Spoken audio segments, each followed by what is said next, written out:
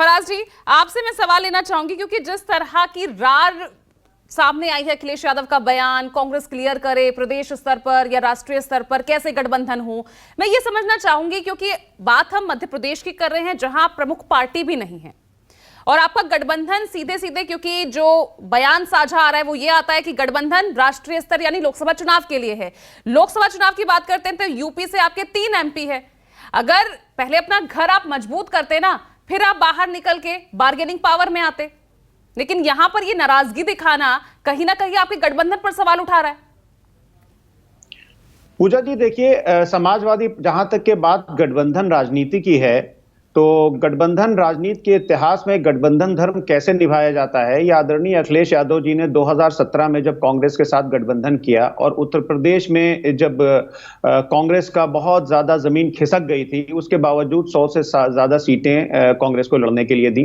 फिर हमने 2019 में बहुजन समाज पार्टी के साथ गठबंधन किया और हमने आधी से ज्यादा सीटें बहुजन समाज पार्टी को लड़ने के लिए दी। तो समाजवादी पार्टी जो है वो बिल्कुल कमिटेड है। भारतीय जनता पार्टी की जो विघटनकारी, जो anti woman, anti OBC, anti youth की जो सरकार चल रही है, चाहे प्रदेशों में चल रही हो, चाहे देश में चल रही हो, उसको उखाड़ फेंकने के लिए बहुत ही ज्यादा कमिटेड है।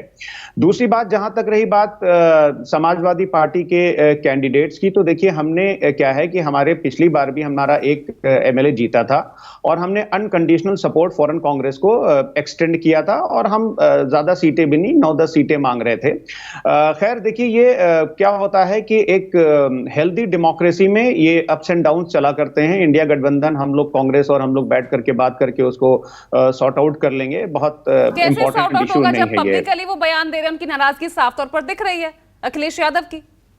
तो that is what I am saying Pooja ji, कि डेमोक्रेसी में ये होता है, ये मन भेद नहीं है, ये मत भेद है और इसको कहीं ना कहीं सेटल कर लेंगे हम लोग, क्योंकि जो ब्रॉडर पर्सपेक्टिव है उसमें ये है कि भारतीय जनता पार्टी को हम लोग चाहे स्टेट्स हो और चाहे इंडिया लेवल पे हो, उसको हराना है।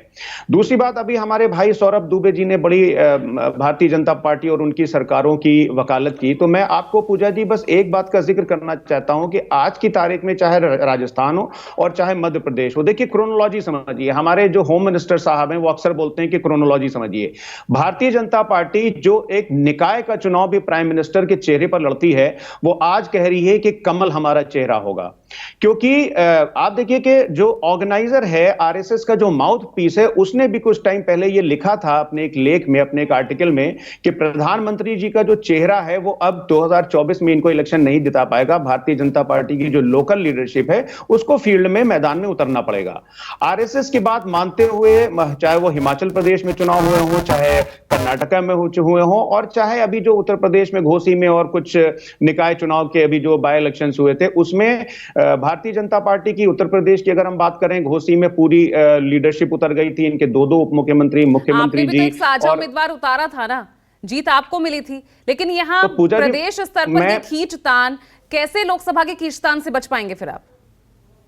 पूजा जी मैं वही बोल रहा हूं कि हम लोगों ने घोसी में साझा उम्मीदवार उतारा और हमारी जीत हुई। प्रॉब्लम यह है कि आज की तारीख में, अब मैं उसी पॉइंट पर आ रहा हूं, मैं आपको फिर से ये कमिटमेंट दे रहा हूं कि अभी देखिए कि कुछ दिन पहले आप मेरा मैं नेशनल टेलीविजन पे था 2-2.5 महीने पहले, जब आम आदमी पार्टी और कांग्रेस में कुछ कॉन्फ्लिक्ट चल रहा था, तो मैंने ऑन स्क्रीन बोला था कि ये कॉन्फ्लिक्ट खत्म हो जाएगा, क्योंकि इंडिया गठबंधन के जितने भी घटक दल हैं, जितनी भी पॉलिटिकल पार्टीज हैं, वो एक उनका एजेंडा क्लियर है कि भारतीय जनता पार्टी को इस देश से और प्रदेशों से छुटकारा दिलाना है। अब दूसरी बात, अभी बहुत बातें हो रही थी, हमारे भाई दुबे जी ने भी बहुत ज्यादा बातें बोली कि कांग्रेस में के जो इन्होंने भ्रष्टाचार की बात की और तमाम तरह की बात की। देखिए आज राजस्थान में क्या हो रहा है, मुझे बस 1 मिनट दे दीजिएगा, मैं मध्य प्रदेश और राजस्थान की कुछ एनालिसिस आपके सामने रखता हूं। आज की तारीख में राजस्थान में क्या हो रहा है कि एक वसुंधरा राजे जी का एक गुट है और एक दिल्ली वाला गुट है। बीजेपी की परिवर्तन यात्राओं में राजस्थान में भीड़ ही नहीं आ रही थी, जिसमें जिसके बाद जेपी नड्डा जी और होम मिनिस्टर साहब बहुत ज्यादा नाराज हो गए और वहां से चले भी गए। प्रधानमंत्री जी जब वसुंधरा राजे जी को फूल देते हैं तो भाषण देना तो बहुत दूर की बात है, उनको देखते तक नहीं है। इनका जो एक गालीबाज नेता है विधुड़ी, उसको इन्होंने इलेक्शन को कम्युनलाइज करने के लिए टोक का इन्होंने प्रभारी बना दिया। तो आज की तारीख में क्या हो रहा है कि प्रधानमंत्री जी अपने समकक्ष किसी नेता को स्टैंड नहीं होने देना चाहते हैं, इसीलिए उन्होंने रमन सिंह, वसुंधरा राजे, शिवराज सिंह चौहान, उमा भारती, तमाम नेताओं को उन्होंने किनारे कर दिया।